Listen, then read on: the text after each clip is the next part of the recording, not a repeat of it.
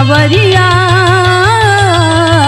भोले बाबा जोगिया हो राम।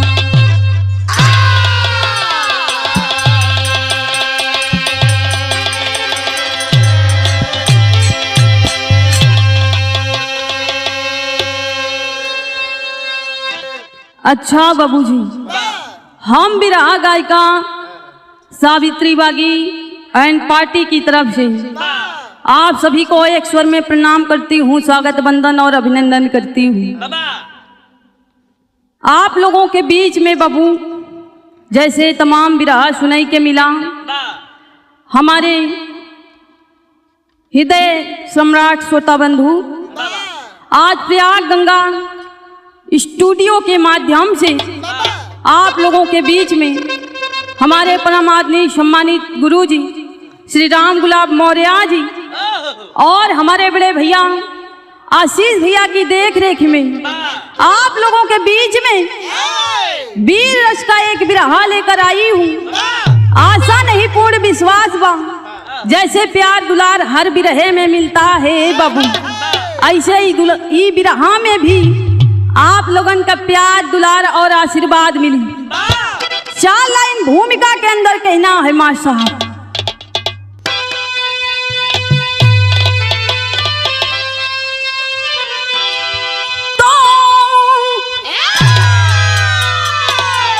तो जंग में उमंग रंग भरती जवानी और सानी सैलानी तूफानी तुरंग था, देवला योजा सर के याला उदल पुत्र, बिजली समान चमचमात रहा खंग था, यदुवंश हंस वीर दोनों दुलारे, और गैरों के खातिर छिड़ात रहा जंग था, वारे सितारा दुलारा महोबा के, अरे अंगार बरसती जुझारी अंग अंग था।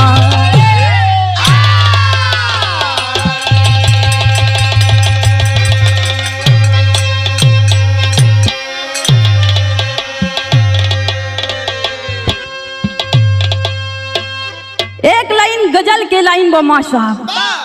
अब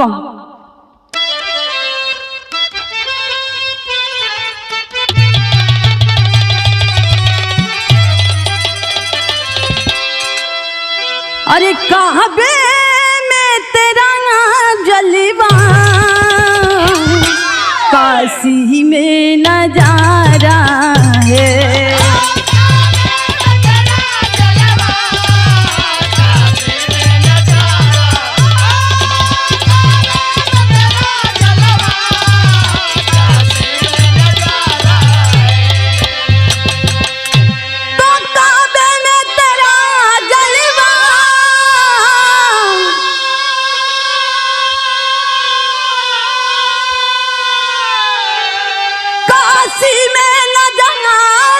है,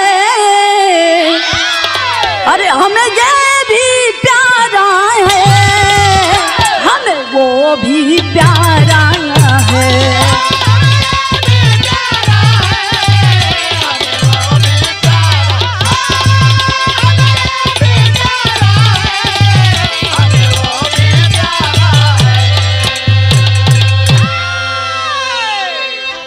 गौर करेंगे बाबू, बिरहा के लाइन में बड़ी ही सुंदर लाइन कवि जी लिखते हैं वीरों के प्रति। कैसे मास्टर साहब?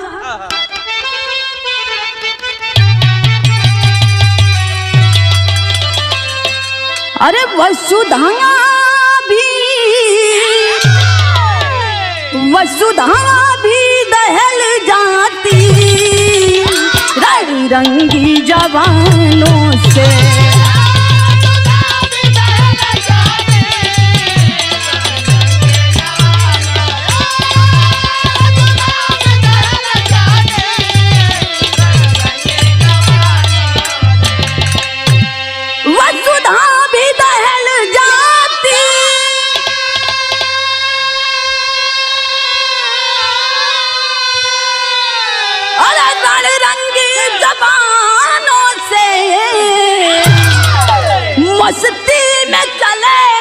नार टकरा के तूफानों से।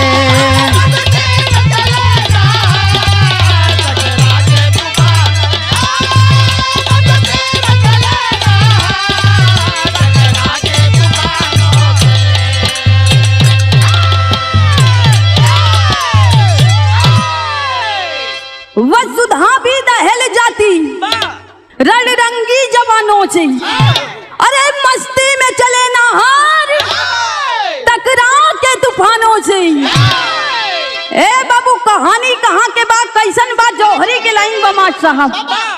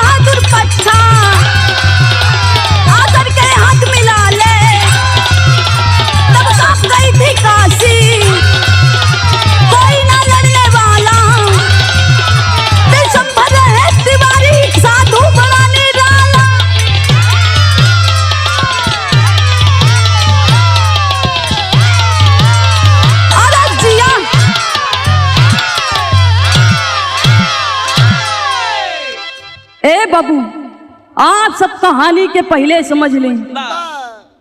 महोबा नगर के रहे वाला आल्हा और उदल जगे तेंगा मशहूर रहल बाबू। कौनो भी लड़ाई हो, कौनो भी पहलवानी हो, केहू जीत के जा ना सकेला। एक दिन उदल महोबा से ऐलान करत हुए बाबू।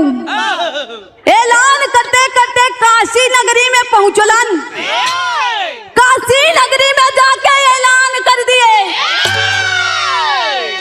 केहू के अगर हिम्मत बा, केहू के कौनो मर्द के अगर पानी ना खून दौड़त बा तो करके हमसे हाथ मिला ले, हमसे जीत करके दिखावे तब समझी कि वो मर्द बा।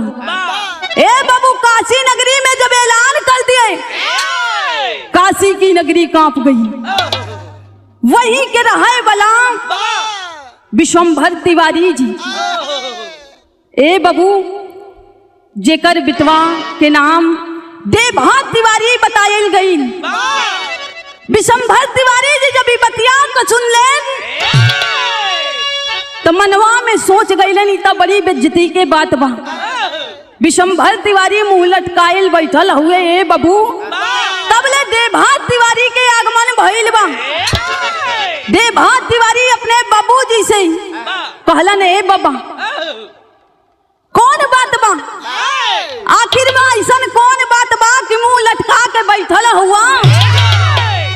देभा तिवारी कहलन, बेटा कौनो बात ना बा, बस ऐसे तबीयत ठीक नहीं थी। इतनी बतिया जब विशंभर तिवारी देभा तिवारी से कहलन, ए बाबू देभा तिवारी कहलन, ए बाबा कौनो न कौनो बात जरूर बा, कुछ न कुछ हमसे छिपावत हुआ। जोन भी बात बा हमसे अपने बेटवा से बताई बाबा। ए बाबू जब इतनी बात देभा तिवारी कहलन, विशंभर तिवारी अपने बेटा से कहलन, ए बेटा पूछत हुआ तो बता देत हई। एक लाइन गीत बदल गई मास्टर साहब।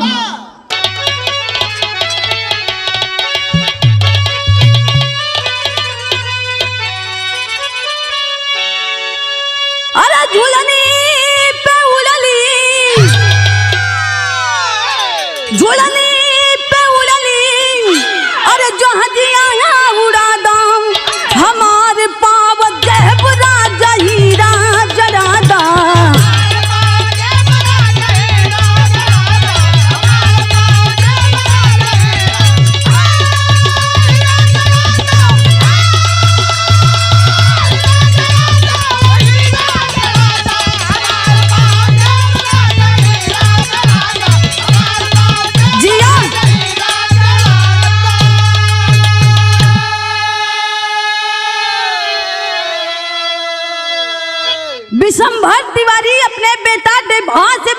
हुवन। कहे ये बेटा पूछत हुआ तो सुना का कारण बा। कहलन का माँ साहब, अरे लड़े खातिर गरजेला, लड़े खातिर गरजेला उदल गुमानी, अरे डूबल चाहे बेटा काशी के पानी।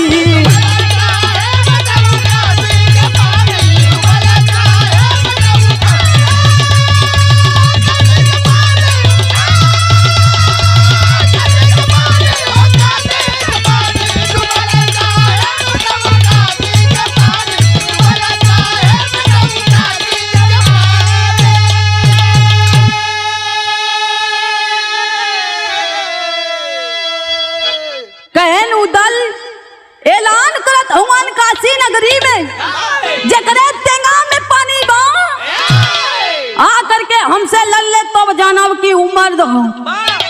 ए बाबू जब इतनी बात देबा तिवारी सुनलन, देबा तिवारी कहलन बाबा बस इतनी सी बात। देबा तिवारी के बतिया सुन करके ए बाबू विशंभर तिवारी आज अपने लाल से एक बात कहलन। कहलन का माँ साहब, कैसे कही लड़ाई बदे हो जा तू तैयार हो,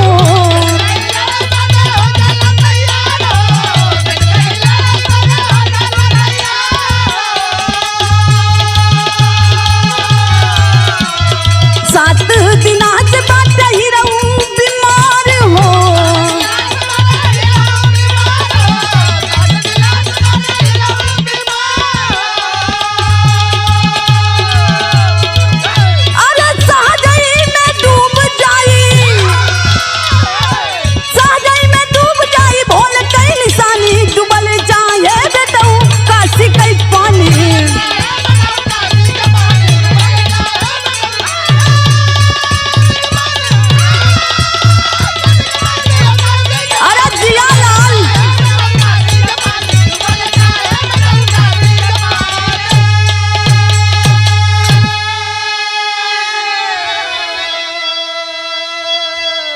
ए बाबू विशंभर तिवारी कहलन, ए बेटा 7 दिना से तू बीमार हुआ, तोहरे जरा अतवा बुखार बा, कौनो दवाई भी ना बा।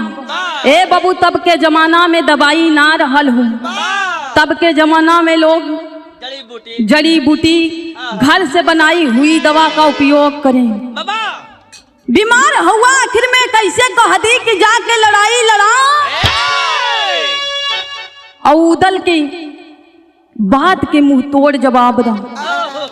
ए बाबू जब इतनी बतिया दे भा सुन लेन अपने बाबूजी के, कहलन बाबू चिंता के कौनो बात नहीं बा। ए बाबा अबे तो है बेटा के सीना में पानी बा हो, ये खून बा। कहे का डिभा तिवारी कहलन अपना बाबा जी से, वही यंत्रा में मार साहब, अरे उछल पड़े दे बाप परान भले जाई,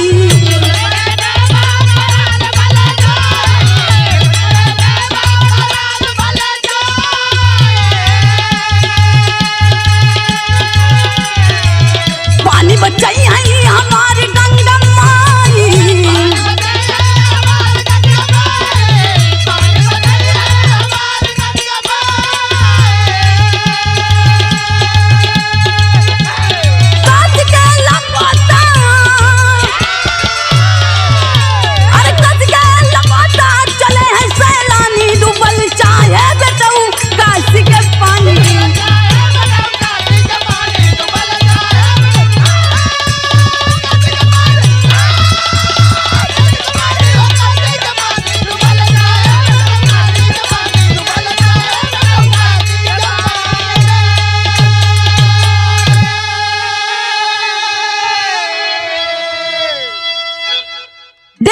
तिवारी कहलन बाबूजी तोहर बेटा के रहते आखिर में काशी नगरी में ऐसा कैसे हो सकेला।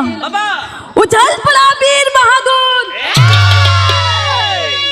ए बाबा हम जब उदल से लड़ाई करें ओके टेंगा के जवाब हम अपने से दिहब। तैयारी बना ली हने बाबू। कहलन कि हमार रक्षा करे वाली तो हमार गंगा माई काशी नगरी में उपस्थित बड़ी। ए बाबू कहल जाला कि जेकर जोड़ा कहूँ भी ना मिले ओकर जोड़ा भोलेनाथ के दरबार में मिल ही जला। जेके कहीं कुछ मिले ना ना ए बाबू बाबा के दरबार में ओके सब कुछ मिल जाला। आखिरकार में तैयारी बना के वीर बहादुर चल दी हलन।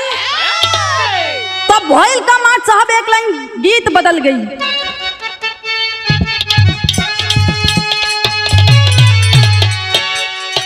हम गवनवा नहीं जा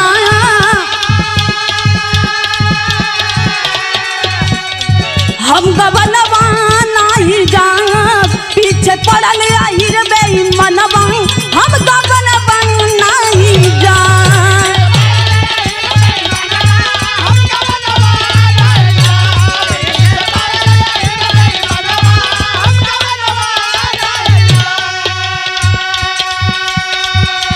ए बाबू ऐलान सजा करके दोनों वीर बहादुर चल दिए। जब आमना और सामना हुआ दोनों का तो भइल का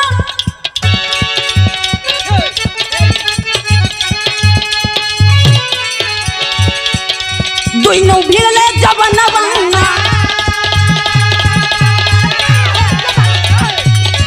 दोनों भिड़ले जवनवा दोनों भिड़ले जवनवा कापे धरती और गगनवा दोनों भिड़ले जवनवा।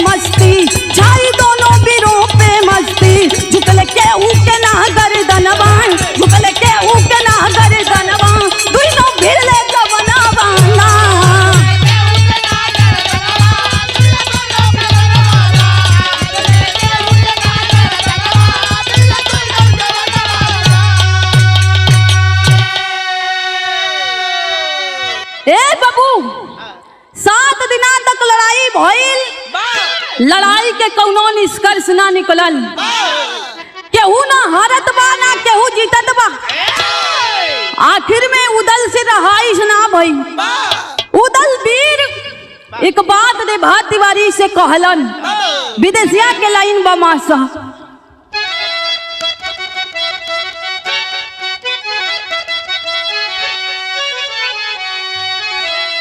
हाफी गईले उदल वीर देभा से कहन लागे।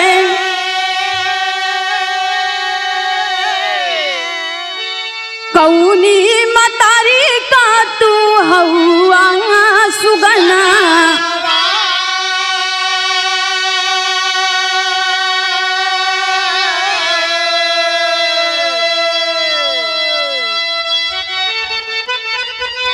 ज्वारी से तपत बाटे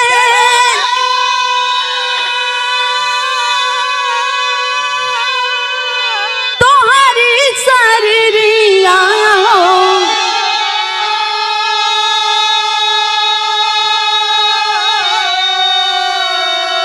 अरे भरी दिहला लड़ी के हमारी आयज मना।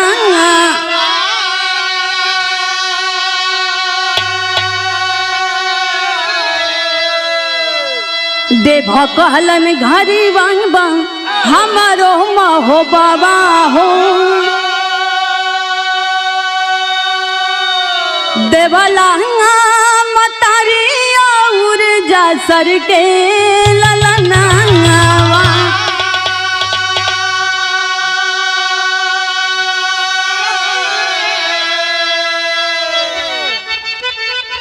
पानी में बहाई दी हलत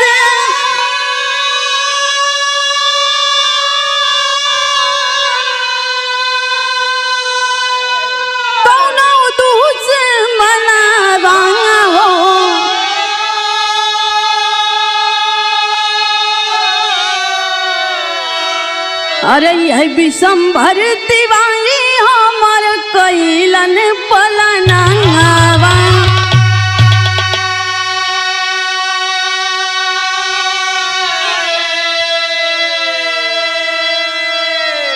ए बाबू हाँप गैलन उदल भी समझ गैलन कि अब लड़ले ठीक ना बा, रहाइस ना भइल बा, पूछ पड़लन। कहलन देभाजी आखिर में ये बतावा कि तू हवा के कहाँ के निवासी, हवा के कर बेटा हुआ। जब इतना सवाल देभा तिवारी कैलन, जब इतना सवाल उदल कैलन है बाबू, तब देभा तिवारी बतौलन। कहलन कि हमरो न घर महोबे बा हो, महोबा हमार घर बा, देवला और जासर के पुत्र हई हम। ए बाबू जब इतनी बतिया उदल सुनलन, उदल कहलन का हो तहार घर महोबा बा, तहार माई बाबू के नाम देवला और जासर बा। कहलन हाँ। कहलन हमार तो बताई दिहली परिचय जान लेला, लेकिन तू के हुआ। तब वही उदल कहलन कि हमरो न घर महोबा बा, हमरे माई और बाबू का नाम भी देवला और जासर बा। ए बाबू जब इतनी बतिया देभा तिवारी से उदल कहलन, दोनों आखिरकार में ए बाबू खुश हो गई। एक लाइन गीत बदल गई माँ साहब।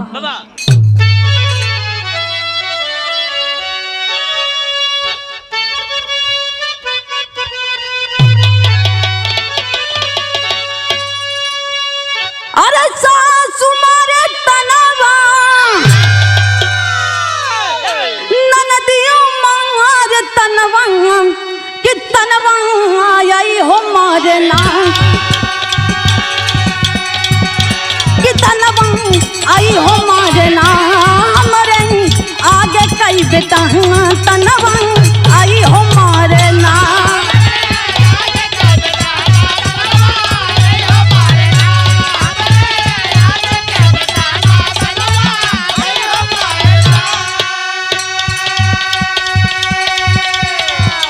ए बाबू दोनों वीर बहादुर जान गइलन, एक ही माई एक ही बाबू के संतान हम दोनों हई।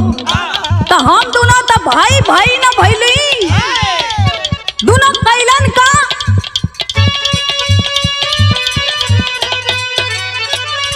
अरे गरबा मिला के दुइनों, अरे गरबा मिला के दुइनों, अरे हंसवा के जोरवा जोरवा टूटी हो गइले ना, जोरवा टूटी हो गइले ना, चढ़ के चलल वीर घोड़वा रोरवा टूटी हो गइले ना।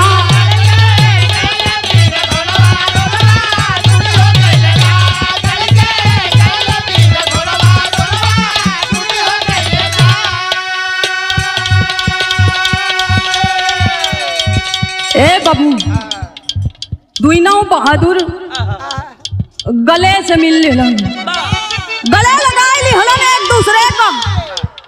कहलन उदल का हो भाई, जब हमार तू भैये हुआ तो चल के तू अपन राजपाट ला, अपन राजपाट देखा, बढ़िया खा पिया साथे रहा। दोनों भाई चल दी हलन महोबा। और जब महोबा नगरी में पहुंचलन है बाबू, यहीं से कहानी में एक नया मोड़ आई। महोबा नगरी में पहुंच गईलन। महोबा नगरी में रहे वाला ये बाबू राजा परमाल जेके लइका रहल ब्रह्मा, और ब्रह्मा के गवना भइल रहे पृथ्वीराज के बेटी बेलवासी। गवना भइल रहे ये बाबू, शादी भइल, गवना के तैयारी बा, लेकिन ए बाबू ई कौनो साधारण गवना ना रहे। ई गवना में पृथ्वीराज ऐलान कर दिलन, अगर हमें बिटिया बिलवा के गवना लेके जाई के बा तो पहले ये पृथ्वीराज से लड़ाई करे के पड़ी, जितबा तब लेके जईबा। ए बाबू जब इतनी बात पता चलल बा देभा तिवारी के उदल के, लोगन से बर्दाश्त ना भइल तब भइल का अब मास्टर साहब अंतरा में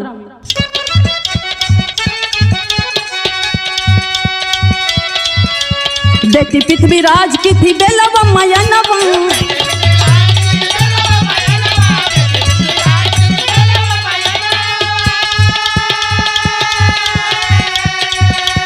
ब्रह्मा से पड़ल रहे जेकर गवनवा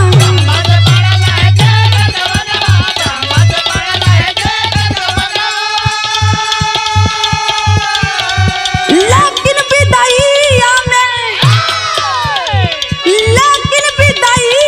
में जंग के निचोड़वा रोरवा टूटी हो गई लेना रोरवा टूटी हो गई लेना फूटल संभवाला फोड़वा रोरवा टूटी हो गई लेना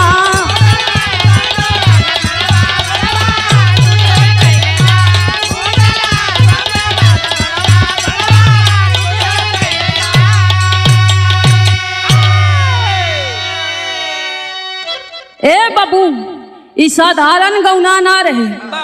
आखिरकार में जब पृथ्वीराज ऐलान कर दिहलन तब परमान राजा के बेटा ब्रह्मा और रेभात तिवारी उदल और आल्हा के बेटवा उदल के भतीजा लाखन तैयारी बना के चल दिहलन लड़ाई करे के खातिर, ई गवना करावे के खातिर। ए बाबू जब गवना करावे के खातिर दिल्ली में चलन तब भइल का टेरी के लाइन लग गई मास्टर साहब। अरे राम लड़ाई अब ता दिल्ली में होई, अरे राम लड़ाई अब ता दिल्ली में होई। अरे ब्रह्मा के गवना का चलन वीर बलदाई है बलदाई, अरे बलदाई। अरे जिया लड़ाई अब ता दिल्ली में होई, ब्रह्मा के गवना के चलन वीर बलदाई, लड़ाई अब ता दिल्ली में होई।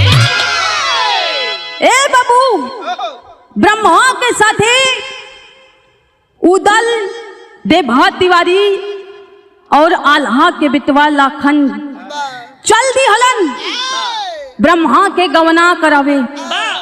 कहे कि सबका पता रहल कि गवना साधारण गवना ना बा, ई गवना में लड़ाई होई जे जीती तब जाके कहूँ गवना लेके आयल जाई। तैयारी बना के वीर जब पहुंचलन दिल्ली पृथ्वीराज चौहान के नगर में ए बाबू तब भइल का एक लाइन गीत बदल गई मास्टर साहब।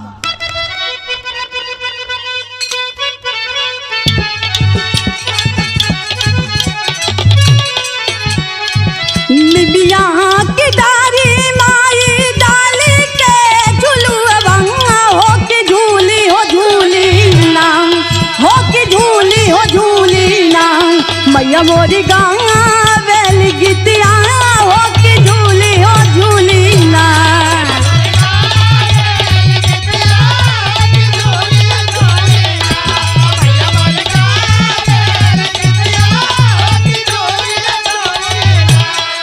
ए बाबू तैयारी बना के चलन दिल्ली गवना करावे के खातिर वही समय के भाव बमा साहब। देवा जमनवा उदल लाखन मार दनवा बिरवा दिल्ली आइले ना, बिरवा दिल्ली आइले ना, होई आई ब्रह्मा के गवनवा बिरवा दिल्ली आइले ना।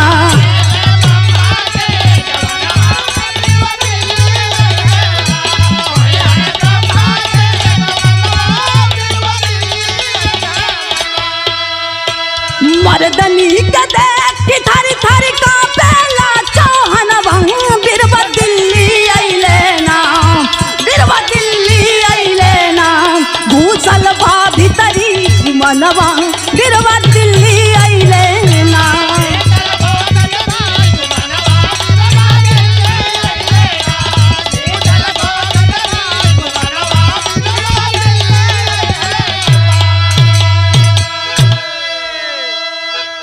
ए बाबू जब रेभात तिवारी उदल और लाखन जैसन तेंगा वाले वीर का पृथ्वीराज दिखलन तो मन ही मन में सोच गई कि तो ऐसन तेंगा वाले ऐसन लड़ाई वाले हमारे राज में तो है ही न बा। जो ने कहा तो है ही बात है, तीन का जवाब कैसे दे ए बाबू, लेकिन मन में गुमान बा। ए बाबू, देभा तिवारी लखन और उदल खड़ा हुवन मन ही मन में विचार कर गया, मन ही मन में विचार कर गया। आखिर में कैलन का पोहपट के लाइन बामा साहब,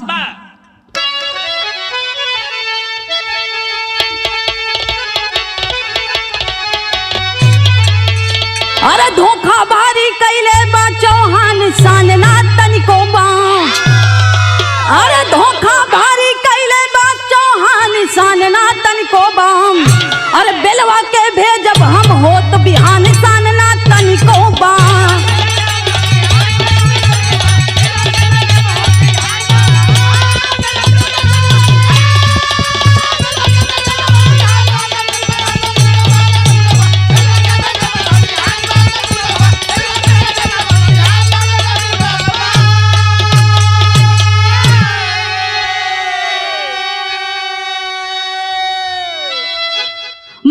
सोचलन पृथ्वीराज चौहान है बाबू धोखा कई गईलन, धोखा का कैलन कहलन की यही खेमा में तू लोग डेरा डाला, खेमा लगा के बढ़िया खाए पिए के व्यवस्था बा, हम सब भेजा तनी बढ़िया लोगन खा पिया भोरारी होई सवेरे, तब जाके बेलवा के विदाई हम अपने बिटिया के विदाई बड़ी धूमधाम से कर दिया। ए बाबू, हर जब इतनी बात कह के पृथ्वीराज चला गया तब भइल का मान गए उदल देभाम खेमा में कटे पकौड़ा हो, बैठ के डोली के अंदर आइल बा पापी चौरा हो, अरे करे विदाई चलले वीर जवान सान ना तनिको बाम, करा विदाई चलले वीर जवान सान ना तनिको बाम, अरे नदी बेतवा तट पे करे नहान सान ना तनिको बाम।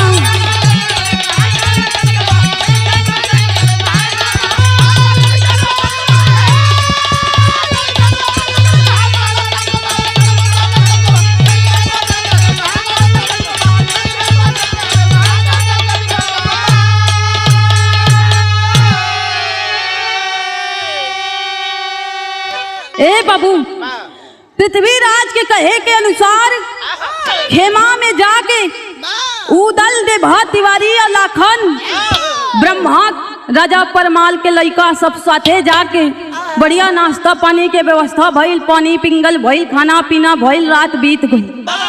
जब सुबह भइल बा डोली में ए बाबू पृथ्वीराज चौहान अपने ही राज के लड़वैया बड़का बाभन ए बाबू पापी चौड़ा के भेजलन, चौड़ा के वही डोलिया में बिठा के विदाई कई दिहलन। विदाई भइल बा ले डोली के लेके आगे बढ़ गईलन, आ जाके बेतवा नदी के किनारे रुकलन, कहलन कि ही नहावन धोवन होई, बढ़िया चल चबैना बा, सब नाश्ता पानी होई, ओके बाद आगे बढ़ल जाई। ए बाबू, नदी बेतवा तट पे जा कर के डोली रुकी, लोग नहा लगलन, नाश्ता पानी करे लगलन, चर चबैना जोन लेहलन। तब भइल का अल्लाह के लाइन बमा साहब,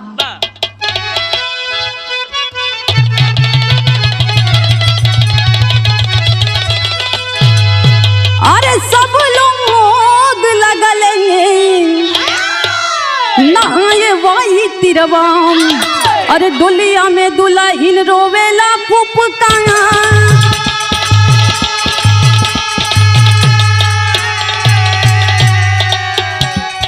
ब्रह्मा समझावई बदे डोलिया में गई,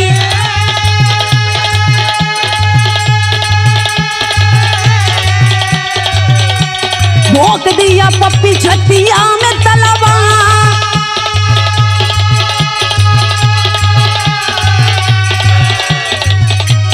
लगले चिल्लाई ब्रह्मा हाय हाय कही के,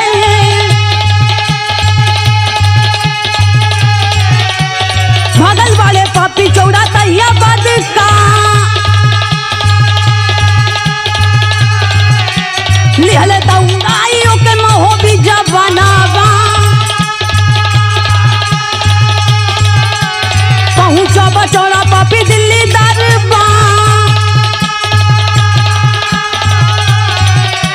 दोनों ओर से सैनिक डटे हैं रनावा नदी बेतवा के तीरे मचल हाहाकार धोखा से चौड़ा मारे बहुदल के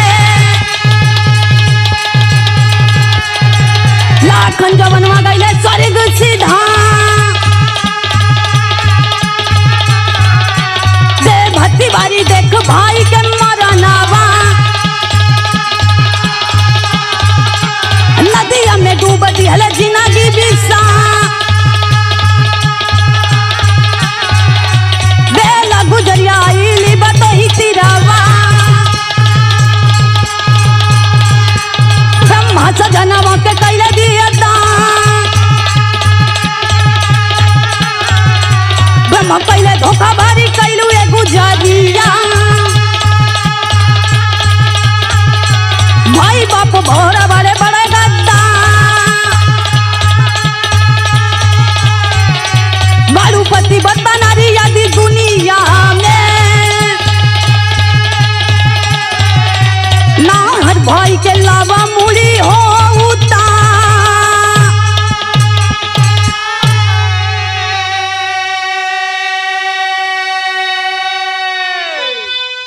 ए बाबू जब सब लगले नहाए नाश्ता पानी करे लगले चल सवेना होके लगल तब वही डोलिया में बैठल पपिया चौड़ा फुफकार मार के लगे रोवल और जब रोगे रोवल लड़की के आवाज में दुल्ही के आवाज में तब ब्रह्मा सोचलनी डोलिया में कहे ना हमार दुल्हन रोवत हो जाके हम कहे ना चुप करा दी ब्रह्मा जाके बाबू डोलिया के निकट पहुंचलन तब ले उ पापी चौड़ा ब्रह्मा के छतिया में तलवार चला दी हलस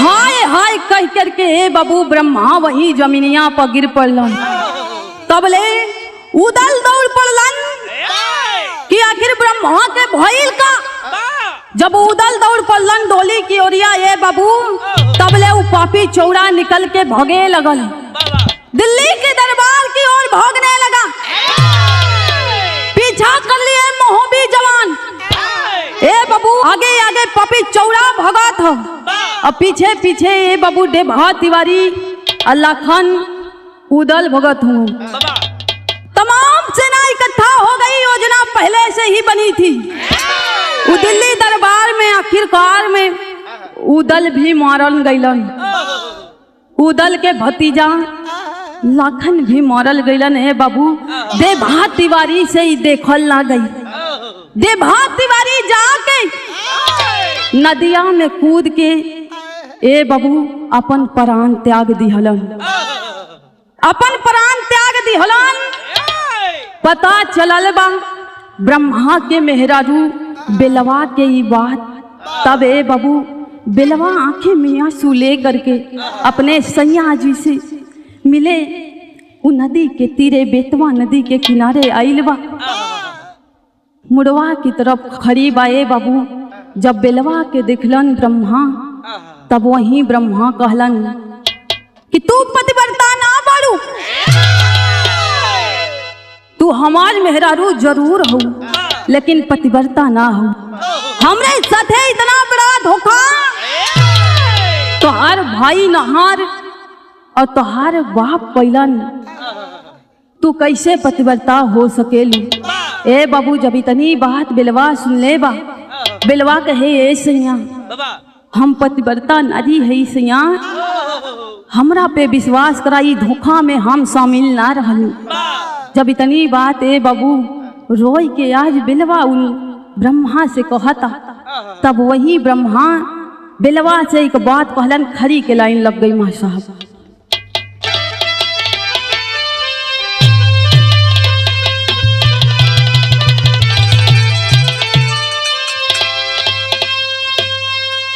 ब्रह्मा कहलन अगर तू पतिव्रता हो, अगर तू पतिव्रता नारी बारू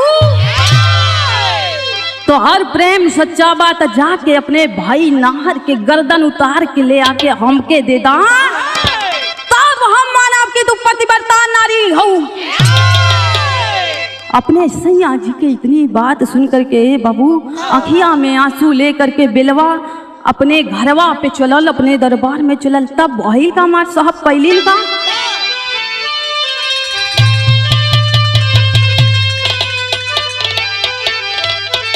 अरे प्रतिव्रता व्रत निभावली उत्सही के पीरवा, प्रतिव्रता व्रत निभावली उत्सही के पीरवा, कटले बाटे तब शरनिया भाई के सिरवा।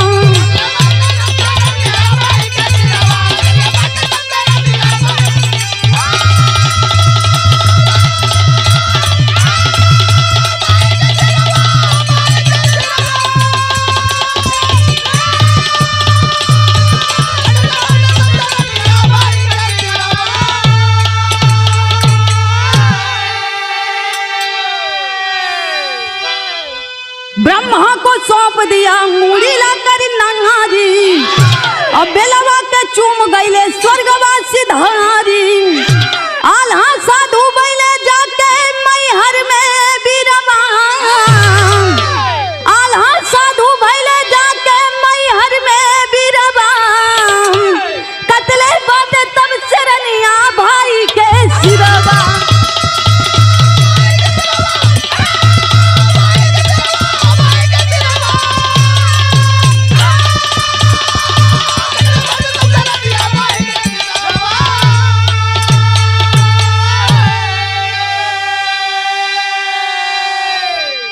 ए बहू बिलवा अपने घर जा करके अपने भाई नाहर के गर्दन उतार करके वीर शेरनी सिर को ले करके ए बहू अपने पिया ब्रह्मा के पास वहीं बेतवा नदी के किनारे पहुंची। सिर को ले जा करके अपने पिया को सौंप दिया, पिया के हाथों में रख दिया। ए बहू तब वहीं ब्रह्मा अपनी मेहरारू बेलवा के माथ के चूम लिहलन। ए बाबू कहे कि ब्रह्मा के श्राप रहे जब तक पतिव्रता मेहरारू के मुंह न दिखबा तब ले तो हर मौत। ए बाबू कहानी तमाम सुनाई के मिली हुई, कहानी तमाम सुनाई के मिली हुई आलखंड से आप लोगन के, लेकिन उदल के मौत कैसे भइल, देभा तिवारी के मौत कैसे भइल, लाखन के मौत कैसे भइल, ब्रह्मा के मौत कैसे भइल और आल्हा कहाँ गईलन, ई बात काफी लोगन के ना पता हुई। तो आल्हा जा करके ए बाबू मैहर में जब सारी बात पता चलल बा जा करके मैहर में साधु हो गईलन।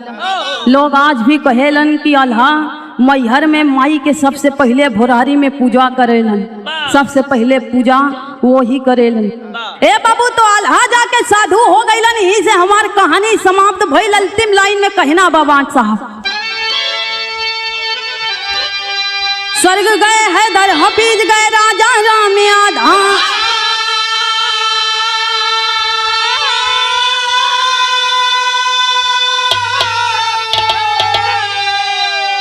कथन किए संतोष कवि जी प्रमुदित अनिल कुमार हो।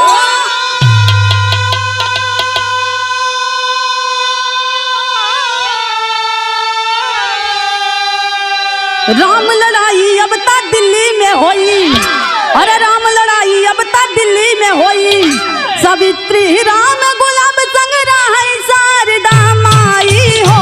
लड़ाई